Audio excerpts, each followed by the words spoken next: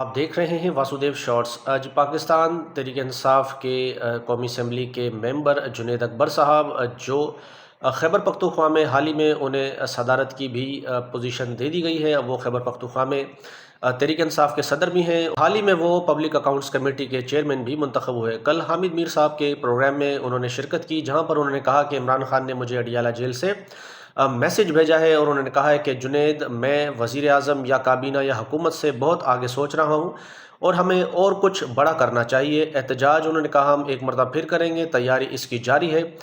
اسلام آباد کی طرف رخ ہوگا، اور انہوں نے کہا کہ اب ہم پاکستان تحریک انصاف میں ہارڈ لائنرز کو جو ہے وہ آگے لائیں گے، اور جو لوگ ہومیوپیتھک لیڈران ہیں یعنی تحریک انصاف میں جو لوگ دونوں طرف کھیلتے ہیں، ان کا صفایا کر دیا جائے گا، ان کو سائیڈ لائن کیا جائے گا۔ اور جنید اکبر صاحب نے یہ بھی کہا کہ ہم ایک آپشن یہ بھی سوچ رہے ہیں کہ خیبر پختونخوا میں یعنی پنجاب کے تقریباً جتنے بھی روڈز کنیکٹ ہوتی ہیں ان سب کو بھی بلاک کرنے کا یہ لوگ سوچ رہے ہیں۔